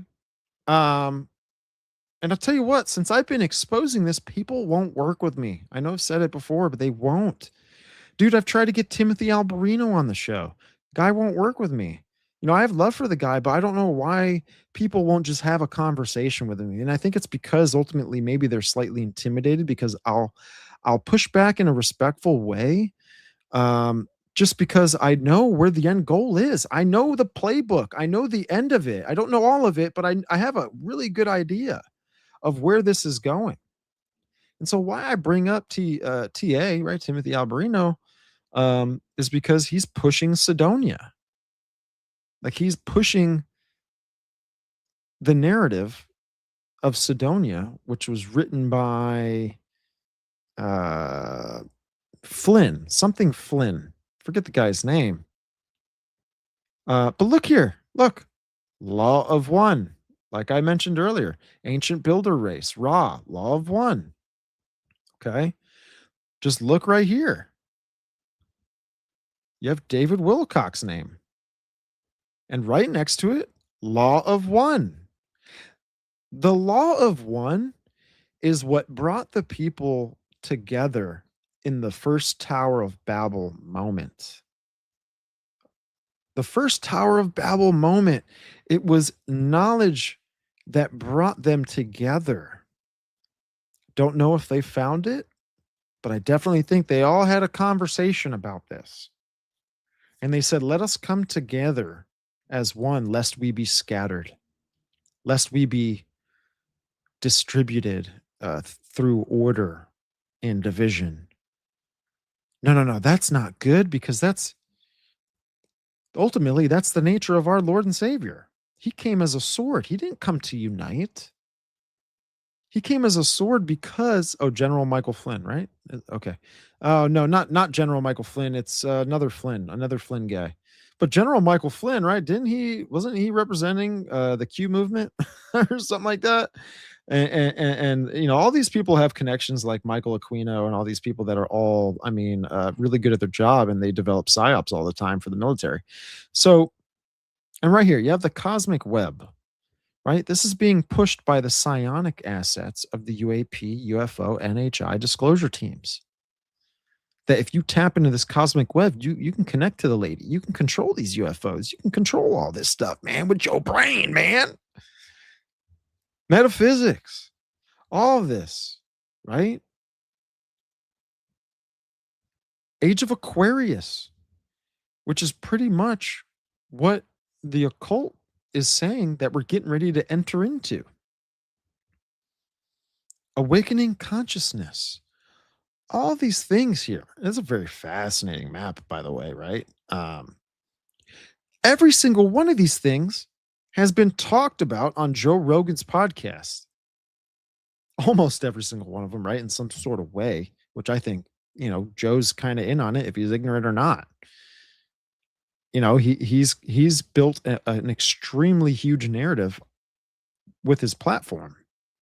And ultimately, this is all an Atlantean narrative to self-realize, to self-awaken, to remember our history as a humanity, and to move forward to this. Oh, right here, where it says at the top, one infinite creator, love and light, which Alice Bailey calls Sanat Kumara. Alice Bailey says that Sanat Kumara is the Lord of this world. Biblically, that is Satan. And that's why there's a falling away, because Satan's going to look like this. Okay? Now, here's another thing right here. And it's so funny that this honestly represents the cornerstone of the frame of the picture. Which is honestly the beginning of all of this, and it's allegorical for, like, Jesus Christ being the cornerstone, but it's a counterfeit. It's not Jesus. This is not Jesus here, okay? But the way it's expressed is kind of has some biblical concept to it. And it says right here, return to source, the one. I'm telling you, this right here is initiating humanity into Tower Babel 2.0, right here, the Great Awakening. And it says everything is an illusion. This is the ultimate illusion. That's the next layer to this. Come on now. You know what I'm saying? And when people will connect, Alana Blavatsky talks about returning to source as the seventh root race of theosophy, which we're getting ready to go into the sixth root race. Like, if anything, we've just started the sixth root race. These root races are a process of evolution from beginning to end of humanity. It's represented in 7 root races ultimately because they steal that number, which has biblical meaning to it, which is completion. And so when it's 7, when it's personified in that way of 7, that's what she means. The first root race all the way to the 7th root race. The Atlantean period was in the middle. It was the 4th root race, right? The 5th root race is where we are now, which she talks about is, very high intellect, individuality. You've got, basically like high technological advancements that are used for control and materialism rather than spiritual usage. And the 6th root race is where humanity evolutionizes away from this and goes towards a spiritual aspect, lowering intellect, increasing intuition, and getting ready to get prepared to merge and to connect back with divine source. Oh, mommy, the goddess, in my opinion. And the Antichrist is gonna help lead all of this. The Antichrist is meant to really kind of lead humanity into this utopia. Let's pull up Gaia. Where is it at? Gaia TV. I think that's it right there. We'll pull up Gaia TV. Hey, listen, I've been talking too long here. How we doing? We doing all right? We hanging in there? Let me actually bring this down, and I'll get this up. Hope everyone's having a blessed night, and pray for me. Pray for me. Pray for the show. Pray for my family. Been going through so much stress lately for the past, 4 years, but I asked for it. Apparently, I can handle it. I mean, I thought it'd kill me. I thought what I've gone through would kill me, but God's with me through it all. Ultimately, I think that I'm supposed to go through all of this. I'm praising the Lord through everything, falling to my hands and knees, full submission to God. Why is it still doing this? Let me remove this here. Trying to bring up Gaia TV or Gaia.com it is. And this is a website advocating for basically that Great Awakening map. They have a lot of people on here. This is a very Gnostic website. This is a very New Age website. This is a very theosophical website. This is like deeply rooted in like very, very old practices of Gnosticism known as Manichaeism. There's a lot of symbology in this website we'll kind of touch on, we'll go through. And ultimately, David Wilcock was a part of this website. He was an affiliate of this website. He was someone that made documentaries and published books and that were pushed on this website. This is a New Age website. This is an enlightening consciousness website and a very freeing, liberating website. And it looks so good. It looks like light, love. It looks exactly, It looks like as if Alice Bailey wrote it herself. And that's the thing about the white hat part of the mystery schools. There is a holy righteous it's even kind of like it's kind of like hard for me to say that because it's not really holy and righteous. It is, but it's inverted. They show themselves to be holy and righteous on the outside, but on the inside, dude, they're worshiping Lucifer, the light bearer, love, light, all of this stuff. And I'll cover a little bit of Alice Bailey, her website, Lucis Trust. We'll talk about Sanat Kumara right after this. It's just kind of wicked for me to even kind of say that there's a holy aspect of the mystery schools.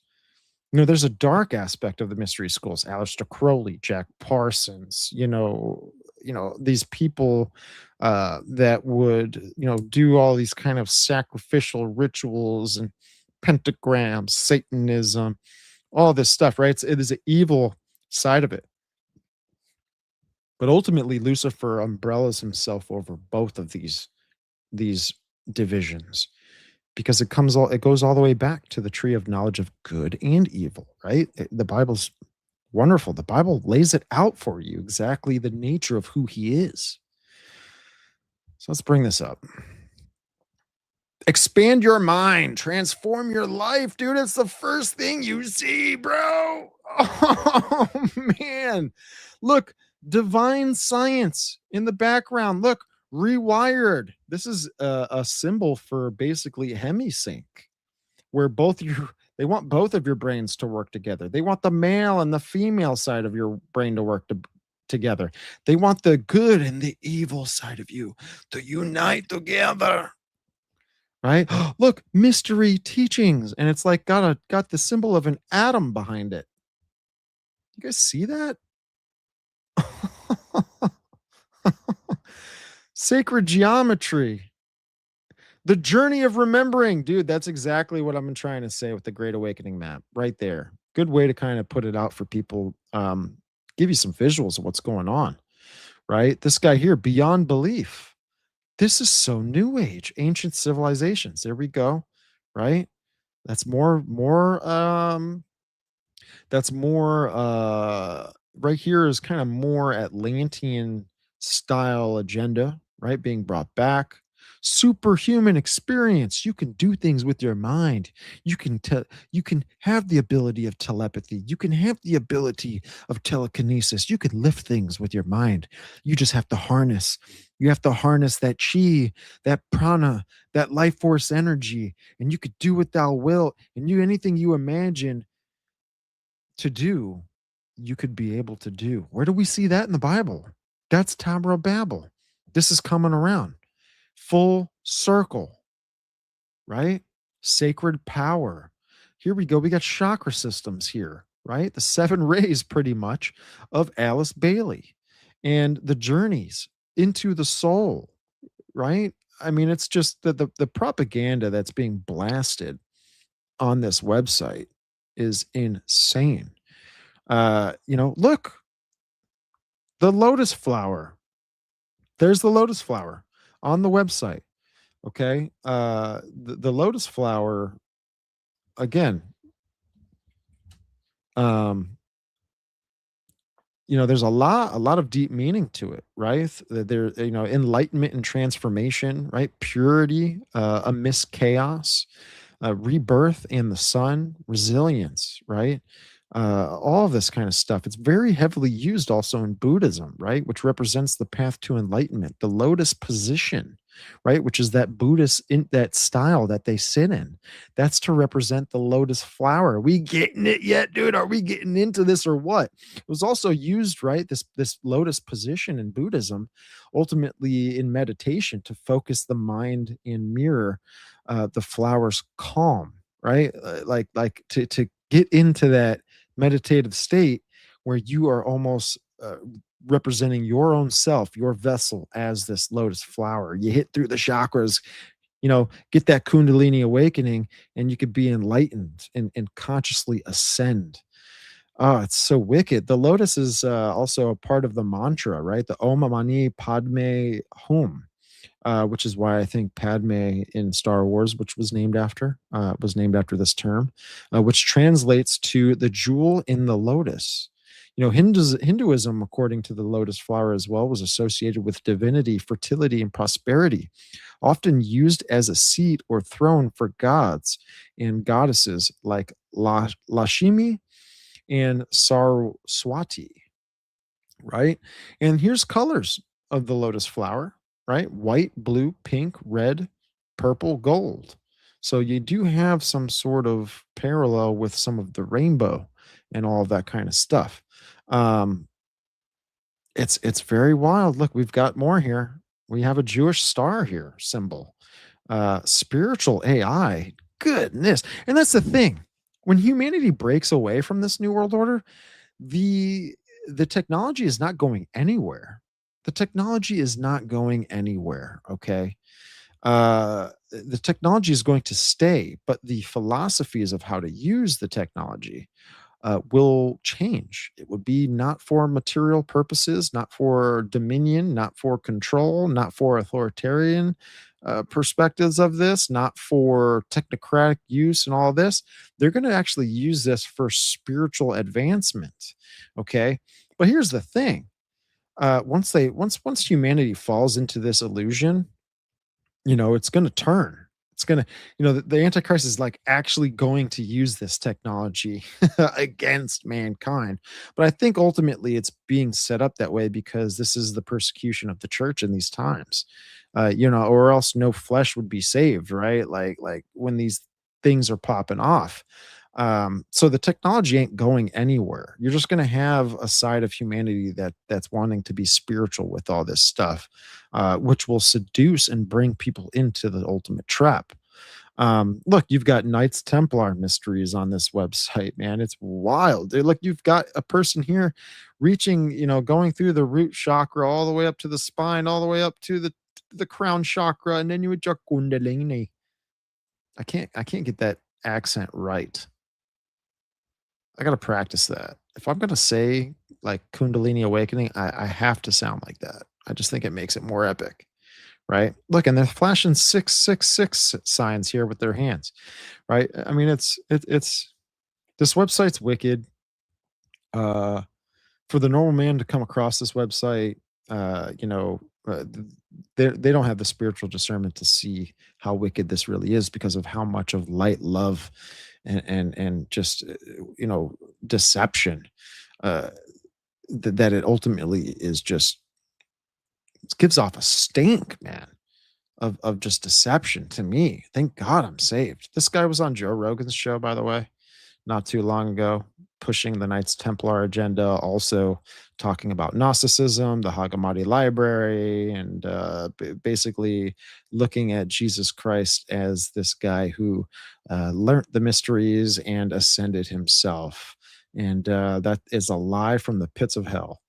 You know, Jesus Christ is God, buddy, and you'll see him at the throne if, you know, hopefully you repent before then, because that's just not really going to be a really good day. Yeah, very, very wild stuff. And I pray for all, I pray for all these people. I pray for people to get saved, man. I pray for people to come to the Lord and to just have a humble heart for the truth. You know, that the truth loved us before we loved him. And that's why I love God, because he loved me before I loved him. Like, it's wild to think of. Like, is that not wild to think of? Crazy. All right, look, let's get to, we're going to move on from David Wilcock, and we're going to get into what's going on with all this with all the scientist propaganda, right? How does this fall into the alien agenda? How does it fall into the alien narrative? What's really going on here, and what are they trying to set up? What is Satan setting up, right? Well, what's he trying to do? And ultimately, I think what this consists of is there's going to be good aliens, there's going to be bad aliens, there's going to be you know, aeons versus archons, and that there's, you know, the powers that be in this, in the fifth root race, which Blavatsky says that in her time that we're in, that really this is where like you get all this demiurge stuff. This is where you get like there's a prison planet. This is where you get the idea and the alien narrative agenda where the extraterrestrials, the Galactic Federation, has contracts and is actually in contact with government officials, and that they are, our government officials have their hands tied pretty much with what's going on, and these alien forces are actually manipulating the governments, working with the governments to control society, to bring in this technocratic state, to this technocracy, to bring in this kind of stuff.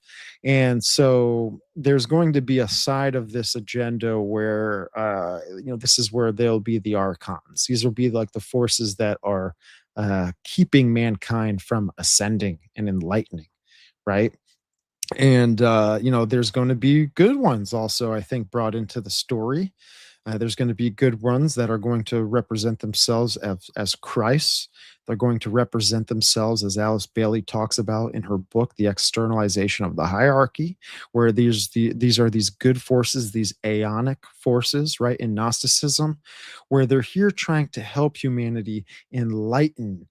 And ultimately, it's like these spiritual forces are at war with each other, the good forces and the bad forces. Now, biblically, when I heard about this, I was like, I think I see what's going on. You've got God, right?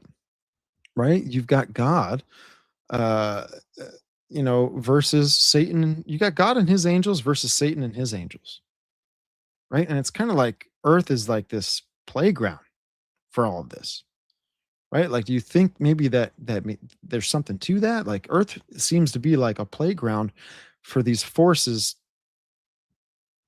to fight. And ultimately humanity is kind of like where these things are, can be illustrated, right? You obviously, there's evil stuff going on and good stuff. So I think that's where it's mixing in with all this alien narrative stuff. So, but with the scientists going missing, it's only pushing more propaganda uh towards the section that these evil forces, these evil aliens, are the ones that are tied in with the government, and the government is actually taking out these people, removing them off of the earth.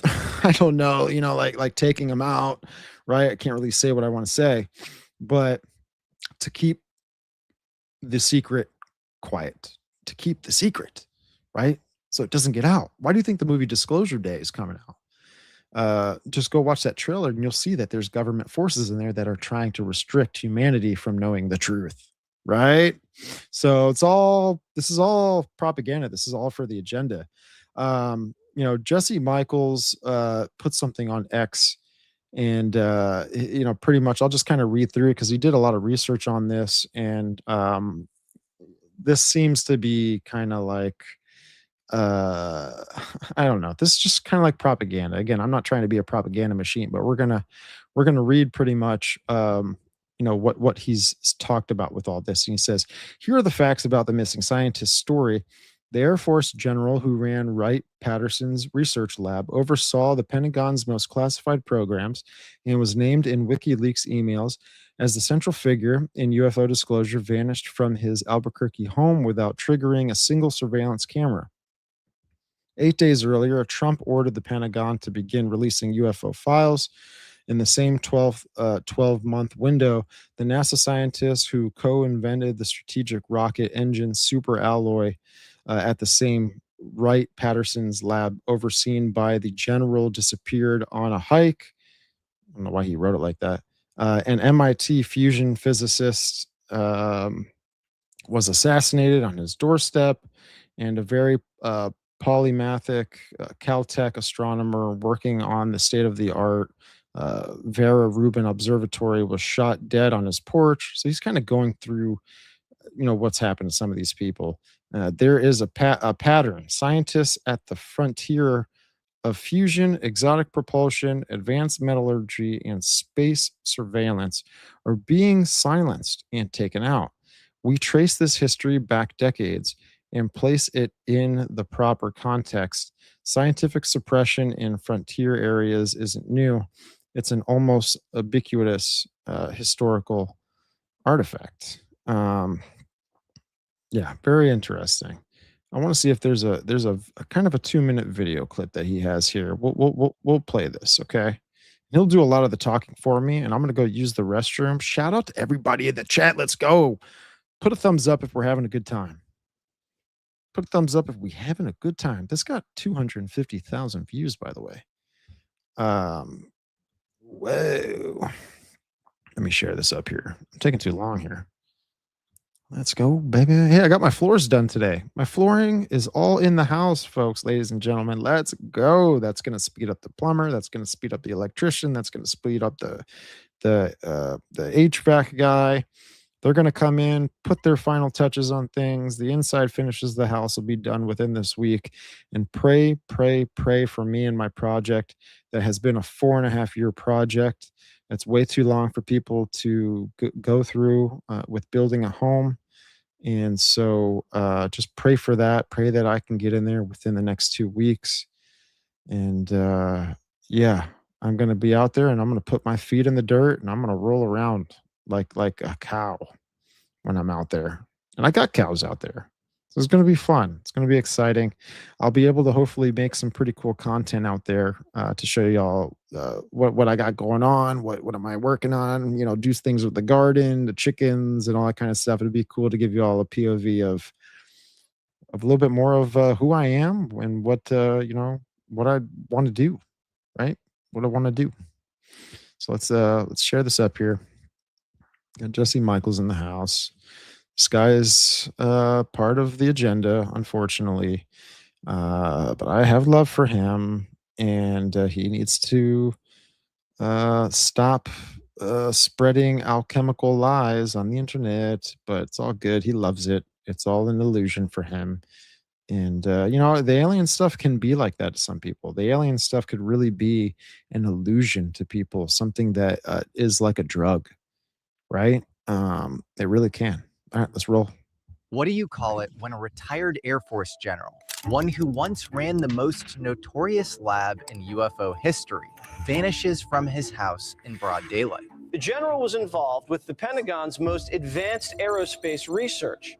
When the NASA material scientist behind a breakthrough rocket engine alloy disappears 30 feet from her friend on a hike. She was right behind them, 30 feet behind them, and then she disappeared. When one of MIT's top plasma physicists is gunned down outside his own front door. This many top scientists getting killed or going missing in just under a year looks like a major red flag. Who are the first people the Israelis killed in Iran when they went in? The first thing you do is kill your scientists. It's the kind of thing that sounds like the Chinese science fiction book, The Three-Body Problem. A world where scientists don't just make discoveries, but become the front line of a war they don't even know they're in. A world where the future rests on some of the most important minds on Earth. And those minds start disappearing. Except here, the names and the people behind them are real. CS went missing after taking lunch to her teenage daughter at a cafe in Taos Plaza. What we're looking at might not just be geopolitics in the dark or pressure coming from nation states, but from an unseen force shaping our timeline from somewhere above it, and a hidden struggle over who gets to control humanity's next leap. Or maybe none of these cases are connected. It's really sensitive stuff, and I'm not a big believer in coincidences. So tonight we're following the trail through missing scientists, murdered physicists, defense world gatekeepers, in this strange shadowland that forms wherever advanced knowledge becomes too dangerous to leave walking around.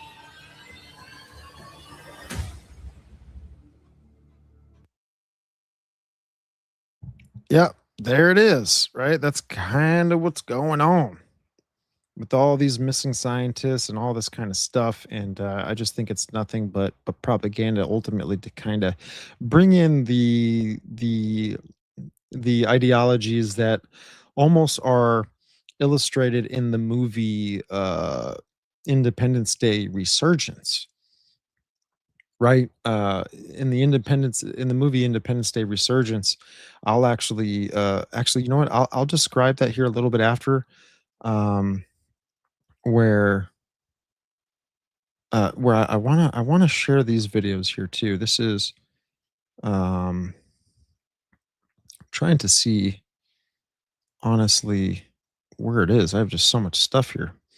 But we'll play this. And this is what's her name? Yes. Okay. All right. So this is one of the scientists that was killed or taken away or something like this. I don't know exactly. I haven't dug into it too much. But her name's Amy Eskridge. And in this interview that she had, I think like I forget exactly when this interview was. If anyone knows about the interview that she did and what date it was and who she was talking to and kind of the context of what I'm going to show, throw that in the chat and I'll read it out to the people. Um, but yeah, Amy Eskridge, right? One of the scientists working on, the metallurgy and all this kind of stuff. This is something that she shared on a podcast. And shout out to Guy. I'll just say Guy because I'm not sure. Is it Guy? Is it Kai Guy? What do y'all think? C Guy? I don't know. C Guy. Okay. C Guy. We'll just go C Guy. But here's Amy Eskridge talking about that ultra terrestrials are us from the future. So the ultra terrestrials, I'll just tell you, the ultra terrestrials, I think, have you heard of the P-52s and the P-47s? Do you know what that is? They're us from the future. They're from here. They are you. They are me. They're from here, from the future. P-47 is present plus 47,000 years. P-52 is present plus 52,000 years. And basically there's a calamity, right? So there's like a apocalypse scenario in the near future. It wipes out most of like everything, man. And there's the ones that go underground and survive, right? And then there's the ones that somehow stay on the surface and miraculously don't die. Yeah, so this is just more propaganda about a cataclysm coming, right? If we don't self-realize, if we don't awaken as humanity, we're going to just fall back into this cataclysm. They're talking about these things happening ultimately because I think it's just a big narrative kind of to push against God because God is coming to judge the earth, but also to aid to Satan and his counterfeit millennial reign just before all of that kind of goes down, where I even think that the elites have the ability to manufacture a revelation type chaotic society, right? They can do this with the monetary system, they can do this with hacking, they can do this with war and pestilence. Why does Bill Gates own 80% of the agriculture in America? Probably more at this point. Why does Bill Gates, Gavi, and Rockefeller own a seed vault up in the Arctic Circle, Norway, right? The elites definitely have a big span of control on a lot of the infrastructure that feeds us the resources that we need to live. And they could do this, right? They could create a manufactured revelation, right? That would almost look like a chaotic world where this Antichrist figure will lead us out of this world, right? So very interesting. There's another video I want to play of Amy. And this is her talking about, this is Amy saying that, hold on, let me pull it up. I'll just pull it up for everybody. Boom, bam, bitch, bam, bam, bam. Getting it up. Boom. So Amy Catherine Eskridge claims her father, Richard Eskridge, is one of 5 known by the NSA to have independently discovered anti-gravity. Now, this is a 3-minute and 44-second clip. I'll play the whole thing for you folks.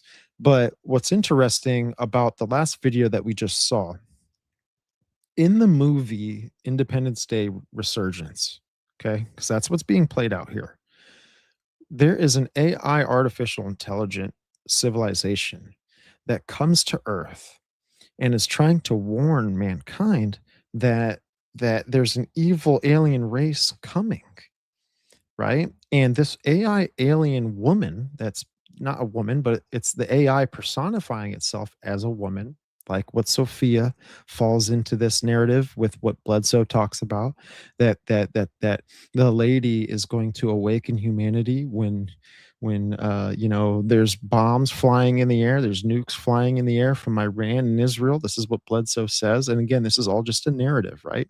They're pushing an agenda. And that she comes and awakens mankind and enlightens mankind. So you can make a direct parallel with what Bledsoe is saying with the movie. Okay. And it's ultimately because it's pushing an Atlantean agenda. It falls into that awakening, right? It falls into humanity needs to awaken before this happens. It's just the constant bad cop is being pushed and brainwashing us to fall into this manufactured awakening, this great awakening, process. So we'll pull this up, see what she has to say about all this. And the fifth one supposedly, according to this SSP katana wielding dude, is my dad, to independently discover anti-gravity. And this dude, this katana wielding dude. Real quick, I just want to mention to everybody, Casey, back in the early 1900s, I think it was like 1920s or something, when he had this trance that he tapped in to the Akashic records, he says that pretty much the Atlantean civilization had vehicles that operated through anti-gravity propulsion. It's a very old concept that's being revisited right now and that people are pushing. People are pushing Casey's work. People are pushing the Atlantean agenda, right? I bet you it'll fall into this alien narrative where these vehicles operate off of anti-gravity, but maybe not exactly anti-gravity like we thought. Maybe that's just one layer of it. But I guarantee you there's going to be something else added into this. And what I think is going to be added into this is that these UFOs, this technology is ultimately, its propulsion system is functioned based off of life force energy, according to Rudolf Steiner's work.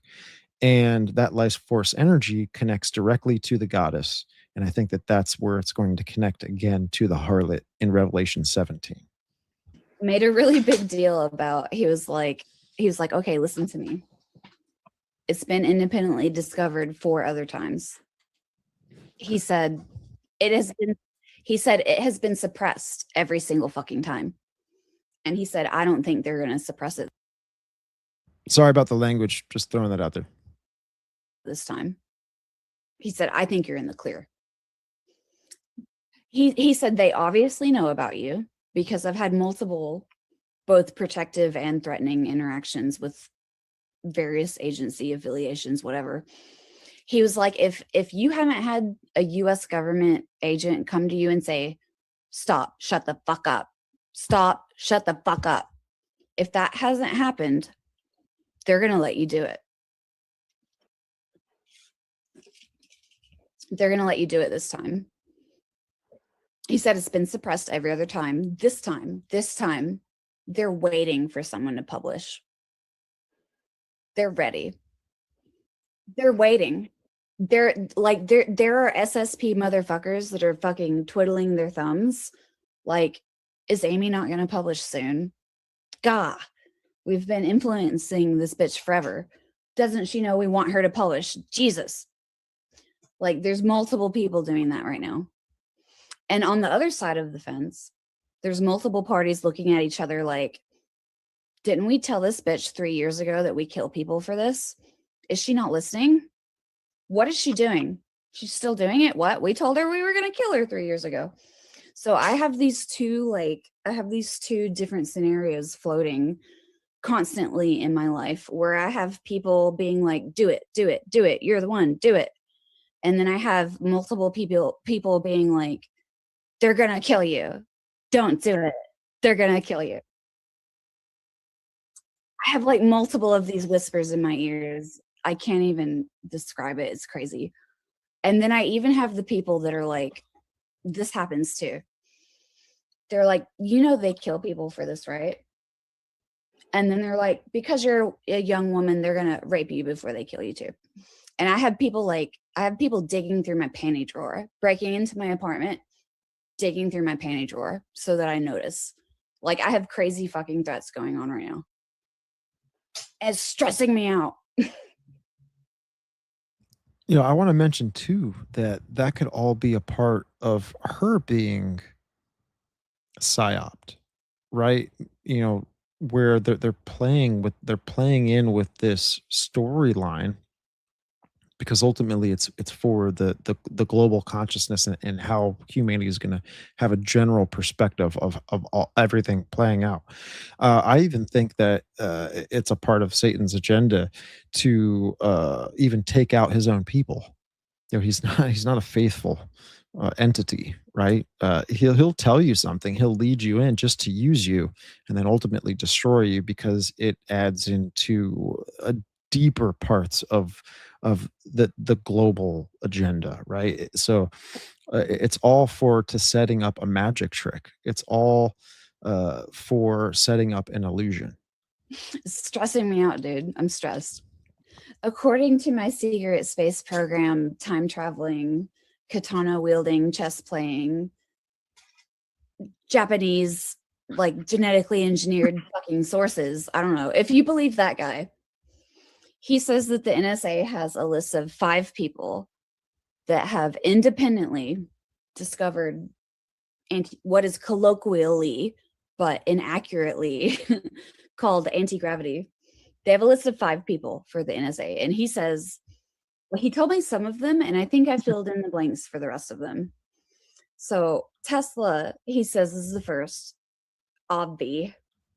Whatever. Tesla's no, fuck him. Fuck Elon. I have a consultant that was his propulsion head, whatever. I'll tell you about Elon. But no, Tesla was the first. Yeah, so that's pretty much that interview there. I mean, that's not the whole interview. It's just little bits and pieces. Obviously, there's a lot of context that we're missing from the conversation, but just listen to the narrative. I'm also going to throw this back up. I'm going to throw the Great Awakening map back up here.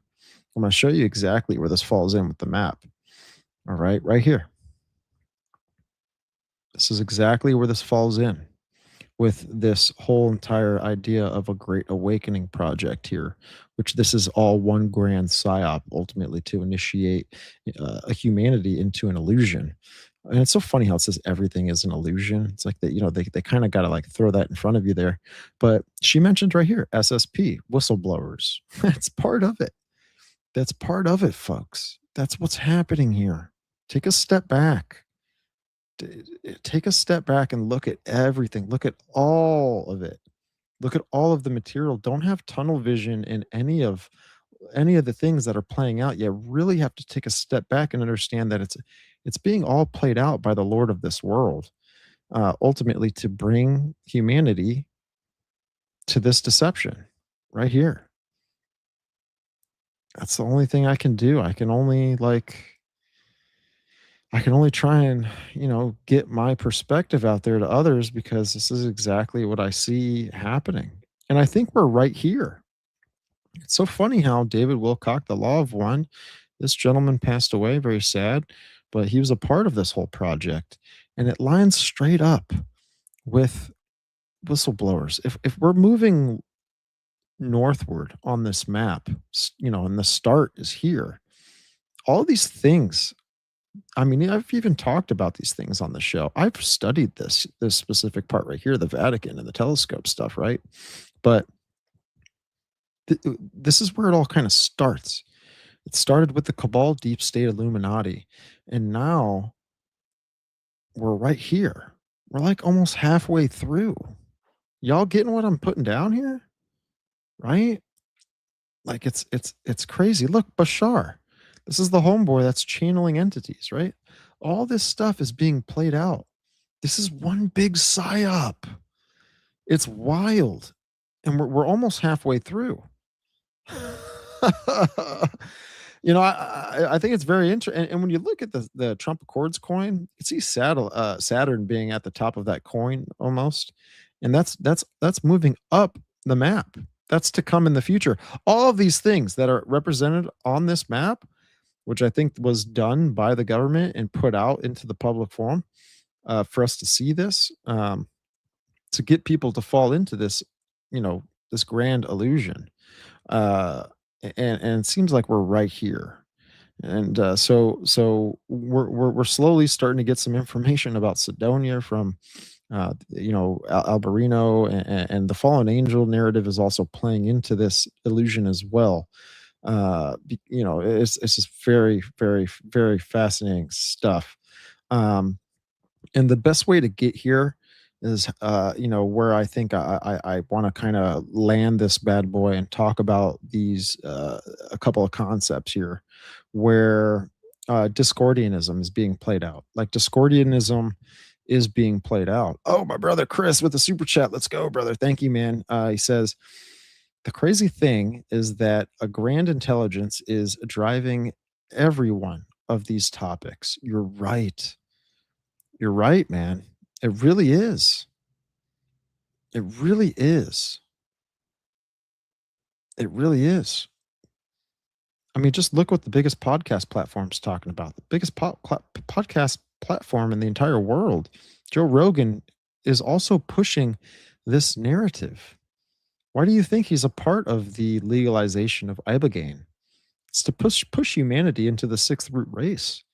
It's to push humanity into using psychedelic drugs to become more in tune with their spiritual side. And this is going to turn to the worshiping of other gods as well.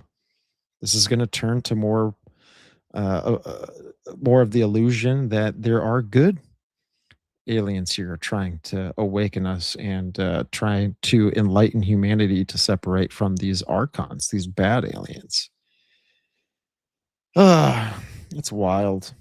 It's really wild. I really encourage people to take a look at this map and to look at it for the entire psyop that it is. Oh, look right here, psilocybin mushrooms. Look at that. That's right. That's in here, but that's up in this area here. But I'm wondering if it kind of connects here, draws down here. It's got some weird kind of connections to how it talks about some of these things being played out in this location, but then it also connects to maybe a future part of the psyop up here. Kind of wild. Kind of wild. I mean, you got sacred geometry here, the power of life. The sun. What's interesting too about this great solar flash, David Wilcock talked about this, that this is what's going to help awaken humanity, which is nothing more than in a parallel to the Osiris ritual in Isis, right? Where, Isis was went through immaculate conception from a sunbeam. Right. And it says here, upcoming series of great solar flash events will act as a trigger for full disclosure and the Great Awakening. People are going to hate Christians once this starts happening, because we're going to be looked at as people that are getting in the way of this enlightenment process, this awakening, because I know where it's going. It's going to this false light, which is going to be Lucifer, man. The one. Right? It's wild, man. It's really something bizarre. It is very, very bizarre. Very bizarre. All right. So we'll thank you for the super chat, brother. I appreciate you, man. Much love. Much love. I love the support for the show, man. Thank you. So let me pull up Discordianism, what that means, and kind of how we can contribute this term into what's being played out here. Because I think there's a lot of chaos going on. There's a lot of our minds are being fractured for a reason, and it's to push this illusion of a great awakening. And so, Discordianism is a modern paradox, uh, irreligion or philosophy centered on embracing chaos and absurdity, officially founded in the 1960s with the Principia Discordia, based on the veneration of Eris, the goddess of discord. It holds that both order and disorder are human made illusions. Its core beliefs include rejecting dogmatic, organized belief systems and celebrating the inherent randomness of existence. This is the law of one. This is going to aid into the law of one. The worship of Eris, right, focuses on the Greek goddess of discord, strife, and chaos. The primary symbol, which ultimately resembles the yin and the yang, featuring a pentagon and the golden apple of discordia.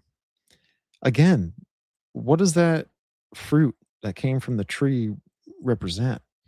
Represents knowledge, in my opinion, right? It represents an awakening process that Adam and Eve were not supposed to come across.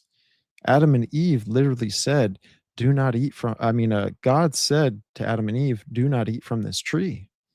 You may eat of all everything else in the garden, not that. Don't even talk to the counterfeit, please. And through the beguileness and the temptation and the seduction behind it, they fell into an illusion, a magic trick. And that's what Lucifer is. He's a magician. It's wild. Discordianism claims that all human beings are their own authority, aka their own gods, and encourages extreme individuality and freedom from the hierarchy. That's exactly what I've been talking about. Separating ourselves from these dogmatic powers of the deep state, the cabal, and realizing that you need to awaken and look at yourself and understand that you are God. It's the same thing that played out in the garden that's being played out right in front of us right now on a global scale.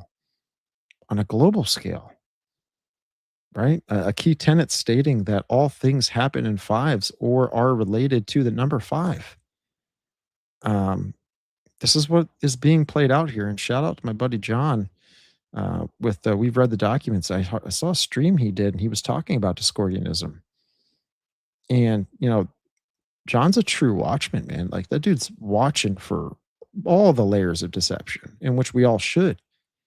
We shouldn't be hyper focused on just one thing, but we need to step back and look at these things and scale the land. We need to have a full POV. We can't just have look at these things from a certain dimension, right? Like, we need to look at it from the full scale of things and seeing how they're ultimately going to be played out. It's wild stuff. But that's what I think is going on, folks. And we're going to do more streams on this. Definitely going to cover some more things in the future. I think it was been a pretty fun stream tonight. Obviously, I did talk about a big chunk of the episode with the Trump thing, because that's a big part of everything that's going on. This is how Satan works. He works through the Hegelian dialectic, problem, reaction, solution, equation, ultimately so he can push humanity to a certain destination. But our faith in Jesus Christ surpasseth. I love the King James, but it surpasseth all knowledge, all gnosis.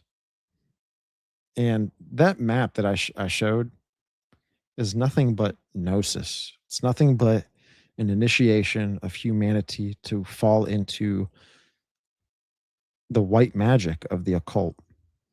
And that's what Alice Bailey wanted us to go to.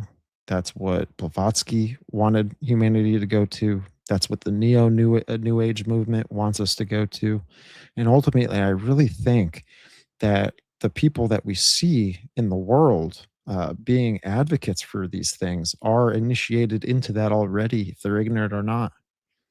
And the true freedom is in Jesus Christ. The way, the truth, and the life. He came. He died for you. Died for your sins. You are not perfect. You are dirty. You are a sinner. You need a savior. And the world's trying to give you an opposite theology of that. The world's trying to say that you are God and that you are good enough, that you don't need a savior.